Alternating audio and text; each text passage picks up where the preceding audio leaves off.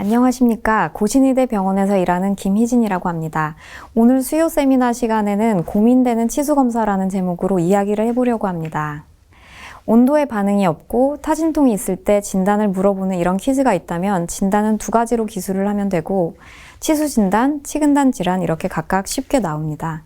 임상에서는 어떤가요? 질환 단계가 애매하게 걸쳐 있을 때가 많아서 진단이 쉽지가 않은데요. 먼저 사진처럼 외상받은 환자가 오면 히스토리와 칩 컴플레인을 잘 듣고 클리니컬 이그잼을 해서 치아 함입 치수 괴사라는 잠정적 진단을 하고 근관 치료를 고려하게 됩니다. 만약 2단계에서 우리가 핸드피스를 뽑아들게 되면 오버 트리트먼트가 아닐까 싶고 발수를 안 하자니 합병증이 생길 것 같은 고민에 빠질 수밖에 없습니다. 이런 고민은 불확실성에서 오기 때문에 이 딜레마에서 빠져나오기 위해서 이그잼 단계에서 끝내지 말고 테스트를 해야 됩니다. 그래서 사진도 찍고 치수검사도 한 후에 비로소 초기 임상 진단을 내릴 수 있게 됩니다. 오늘은 펄프 테스트, 페리에피칼 테스트 중에서 치수 검사에 대해서 알아보려고 합니다. 먼저 CC 기록하는 과정 한번 보겠습니다. 환자가 자세히 말씀을 해주시는 경우도 있지만 그렇지 않은 경우가 많죠. 예시는 왼쪽 위가 아파요 라고 되어 있는데 이 경우 위아래 구분을 해주신 경우지만 보통 좌우 정도만 말씀을 하십니다. 따라서 우리는 CC를 이끌어내기 위해서 여러 가지 질문들을 하게 됩니다. 어디가 아픈지 위치를 좁히고 얼마나 오래 아팠는지 묻고 씹어서 아픈 경우에는 이후에 바이트 테스트를 해서 찾을 수가 있기 때문에 묻고 부은 데가 있는지를 물어봐서 나중에 익스트라 인트라오랄 이그잼 할 때 그 부분에 포커스를 두고 검사를 합니다. 여기서는 근관 치료를 할지 말지가 관건이기 때문에 비가역성 치수염을 가려내는 게 중요한데 이것이 가지는 특징들을 염두에 두고 다음에 질문들을 합니다. 찬 것, 뜨거운 것에 아픈지, 자발통이 있으신지, 다른 곳에 연관되어서 아픈지도 물어보게 됩니다. 이렇게 대충 잠정 진단이 나오게 됩니다. 그 다음 더 정확한 진단을 위해서 테스트를 하게 되는데 치수검사, 치주검사들을 해나갑니다. 바이트 테스트 등등을 해서 치근단 진단을 내리는데 여기서 도출되는 진단명은 어떻게 보면 치수 감염으로 인한 결과적인 진단명이고 근관 치료를 할지 말지 결정하는 데는 치수 진단 결과가 중요합니다. 그래서 우리는 온도 검사, EPT 검사를 하는데 이렇게 하고 나서 우리가 치수 생활력 검사를 했다고 말해도 될까요? 사실 바이탈리티란 단어는 혈류순환이 잘 되고 있는지를 나타내는 것이기 때문에 도플러나 옥시미터가 치수생활력 검사입니다. 반면 EPT는 약한 전류를 범랑질과 상아질을 통과하도록 흘려보내서 상아질 치수 경계에 있는 A 델타 파이버를 자극하는 검사이고 온도 검사도 마찬가지입니다. 온도가 변하면 상하세관 안의 액체가 움직여서 A 델타, 어떤 경우엔 C 파이버가 자극돼서 나타나는 반응을 보는 것이기 때문에 이렇게 자극에 반응할 수 있는 능력을 검사하는 것은 미국 학회 용어집에도 나와 있듯이 바이탈리티가 아니라 센서빌리티 테스트라고 불려야 합니다. 치수 검사는 정확히 시행하고 해석을 잘해야 진단 정보로서 가치가 있다고 합니다. 센서빌리티 테스트는 여러 가지가 있겠지만 그중 가장 믿을만하다고 알려진 EPT와 콜드 테스트를 중심으로 정리해 보겠습니다. 정확히 검사하는 방법에 대해서는 동영상으로 설명을 하겠습니다. 먼저 동영상을 보시기 전에 몇 가지 기억할 사항들이 있는데요. 처음부터 의심되는 치아를 테스트를 하게 되면 환자가 많이 놀라기도 하지만 이것이 통증인지 정상 반응인지 감별이 어렵습니다. 따라서 컨트롤 투스에 먼저 테스트를 해서 베이스라인 정도를 숫자가 기억하는 것이 중요합니다. 대합치는 연관통이 있을 수 있기 때문에 제일 좋은 것은 반대쪽 치아이고 그 다음이 대합치, 인접치 순서로 하게 됩니다. 환자에게 불편할 수 있다고 미리 설명을 해야 되고 만약 검사 결과를 위생사가 받아쓰게 된다면 위생사에게도 표기법을 정확하게 알려줘야 됩니다. 젠틀하게 검사하고 격리를 하고 반복 검사하는 게 정확합니다. 네, 이제는 동영상을 보겠습니다. 펄프 테스트하는 방법을 보겠습니다. 먼저 치수 검사 방법을 결정을 해야 되는데요. 환자의 증상을 재현하는 게 목적이기 때문에 환자 주소를 들어보고 찬 것에 불편하다면 아이스를 준비하고 뜨거운 것에 불편하다면 힛 테스트를 상황에 따라서 EPT도 함께 준비합니다. 치수 검사에서는 핸드 시그널을 잘 이용해야 됩니다. 시린 느낌이 들면 바로 왼손을 드세요. 통증이 있는 동안은 손을 들고 있다가 없어지면 손을 내리세요 라고 설명을 해주고, 냉매를 치아의 협축에 대보고 술자는 환자가 손을 드는 순간 즉시 냉매를 제거하고 환자가 손을 내릴 때까지의 시간을 기록하도록 합니다. 반응이 잘 오지 않으면 협축뿐 아니라 설측, 치경부 등 여러 곳에 냉매를 대봅니다. 만약 정상 치아와 같은 정도로 반응을 하고 자극원을 제거했을 때 통증이 사라진다면 콜드 플러스 노멀. 영상에 지금 환자가 찡그리고 있는데 정상 치아에 비해서 과한 통증을 보이는 경우에는 콜드 플러스 플러스. 통증을 과하게 환자가 보이면서 환자가 손을 오래 들고 있는 장면인데 링거링 페인 등이 동반되는 경우에는 플러스 플러스 플러스 3개로 표시를 하고, 검사할 때 통증 때문에 손이 얼굴 쪽으로 간다든지 손을 먼저 내리시는 환자분들도 있기 때문에 검사 후에도 아직 아프세요? 라고 묻는 장면인데, 이렇게 물어보면 기록 못한 링거링 시간이 늘어나게 됩니다. 먼저 아이스틱 혹은 아이스 펜슬 테스트입니다. 여러 치아를 테스트할 경우에는 미리 리트랙터를 끼워 놓는 게 편하고, 빈 앰플과 치실을 이용해서 아이스 펜슬을 만들 수 있는데 손바닥으로 비벼서 실만 잡고 빼서 거즈 위에 놓고 반으로 접어서 아랫부분만 잡으면 연필처럼 들 수가 있습니다. 다음은 주로 쓰는 엔도 아이스입니다.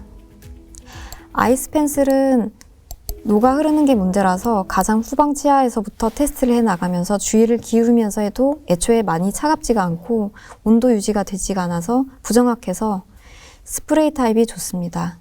그림에 있는 스프레이 둘 다 분사에도 환경에 문제없는 성분으로 바뀌어서 나와 있고, 면봉보다는 너무 작지 않은 코튼 펠렛을 쓰는 게 정확하다고 하고 5mm 이내로 가깝게 분사를 해서 충분히 적셔 주어야 합니다. 한 번 뿌리면 3번까지도 쓸 수 있다고 하지만 여러 치아를 할 경우에는 컵에 담아서 쓰면 좋습니다. 지금 영상은 종이컵인데 플라스틱 컵이 젖지 않아서 더 좋고, 반복 검사할 때는 간격을 1분 정도 두는 게 좋습니다. 힛 테스트하는 방법은 여러 가지가 있는데 정확성이 다소 낮은 편이라고 하니까 간단히 알아보고 넘어가겠습니다.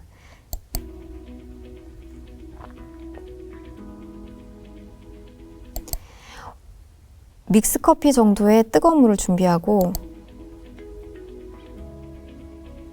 러버댐을 하고 5초 정도 뿌려보면 되는데, 힛 테스트 할 때 통증이 매우 심하다고 하니 반응을 보고 나서는 찬물을 바로 뿌려주어 온도를 낮춰줄 수도 있겠습니다.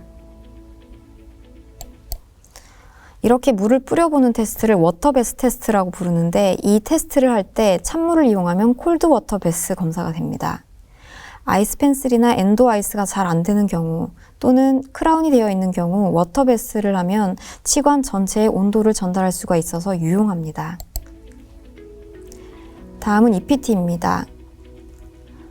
EPT는 디지털식도 있긴 한데 저희는 10년도 더 된 EPT가 아직 작동을 하고 있어서 다이얼식을 쓰고 있습니다. 방법을 보면 팁을 확실히 끼우고 작동이 되는지를 확인을 해야 합니다. 그 이후 건조된 치아에 치약을 적용합니다. 치아와 팁 양쪽 다 바르는 게 확실하고, 플라스틱 부분을 술자가 들고 환자에게 메탈 부분을 잡도록 합니다. 찌릿한 느낌이 들 수 있다, 느낌이 오는 것이 정상이라는 설명을 해드립니다.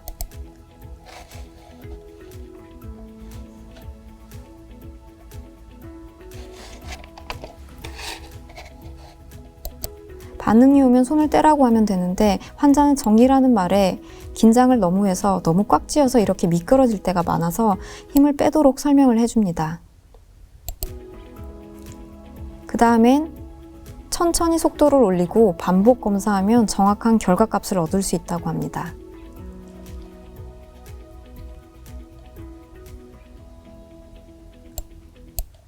네, 다음은 정확히 해석하는 방법을 보겠습니다. 콜드 테스트 검사를 하면 다음과 같이 진단을 할 수가 있습니다. 하지만 콜드에 반응이 없는 경우 우리는 난바이탈로 해석을 하긴 하지만 펄프의 양이 충분하지 않은 경우, 예를 들면 노령의 환자에서 치아의 석회화가 심한 경우에 냉자극에 반응이 없을 수가 있고 이때는 EPT를 해보면 됩니다. 외상 케이스에서 센서빌리티 테스트가 꽤 유용한 것 같습니다. 진단, 치료에도 물론 필요하지만 향후의 분쟁, 보상 관련해서 정확히 치과 데이터를 남길 수 있기 때문입니다. 이분은 응급 상황에서 인튜베이션 한 후에 치아가 불편해서 오셨는데 환자는 상하악 치아들이 전부 다 아프다고 하셨습니다. 이때 사진을 보면 캐널이 매우 좁고 입원 중이라서 이것저것 약도 드시다 보니까 콜드 테스트를 했을 때 모든 치아에 반응이 없거나 모호했습니다. 그래서 EPT를 해보니 2번부터 2번까지만 반응이 없었고 불편하다 했던 다른 치아들은 정상 반응을 보여 팔로업 중입니다. 다음은 EPT 결과를 보겠습니다. EPT로는 온도 검사처럼 질환의 심도를 예측하기는 어렵고 EPT에 반응을 한다는 것은 단지 기능하는 뉴런이 존재하는구나 라고만 해석을 할 수 있습니다. 하지만 이때도 위양성 반응이 있을 수가 있는데요. 환자가 긴장한 경우에는 프로브를 대기만 해도 반응을 보이는 경우가 있는데 이때는 전원을 끄고 프로브를 다시 대보거나 치아 순서를 바꿔서 해보면 됩니다.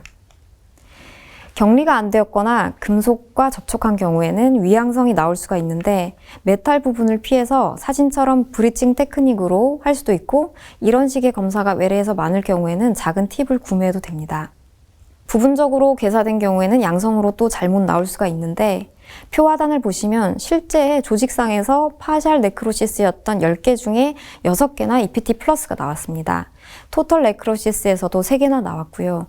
따라서 의심스러운 다근치에서는 EPT 결과만 믿지 말고 해석을 신중히 해야 합니다. EPT 할 때 다이얼을 최고치로 올렸을 때도 반응이 없는 것은 보통 치수 괴사가 확실하다고 판단이 됩니다.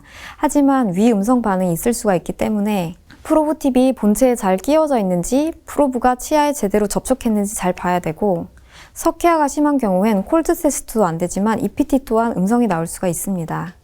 또한 약을 드신 경우 역치값이 높아져서 반응이 잘 안 나타나기도 합니다. 5, 6번이 중요한데 먼저 외상의 경우에는 일시적으로 감각이 없을 수가 있고 미성숙 치아는 신경이 덜 발달했기 때문에 음성이 나올 수 있어서 근관 치료를 섣불리 하지 말라고 합니다. 미성숙 치아에 외상 병력이 있었던 케이스가 제가 과거에 발표했던 적이 있어서 한번 가져와 봤습니다. 9살 여환이 한 달 전에 넘어졌다면서 11번 함입센 채로 오셨습니다. 자발적으로 재배행출될 때 함병증이 가장 적기 때문에 당분간은 치수 상태를 모니터링하기로 했습니다. 이때 11번 치아는 EPT가 계속 네거티브가 나왔지만 외상치에다가 미완성 치근이기 때문에 아까 살펴보았듯이 위음성일 확률도 있습니다. 이것을 배제하기 위해서 콜드 테스트를 해보았는데요. 지속적으로 콜드에 반응을 보이지가 않고 투과상도 보였기 때문에 합병증을 막기 위해서 근관 치료를 했고 그동안 꽤 재맹출된 것이 보이고 이후 추가적으로 교정해서 치료를 잘 마쳤습니다. 마지막으로 원인치를 찾기가 어려울 때 치수 검사를 이용했던 케이스를 보겠습니다.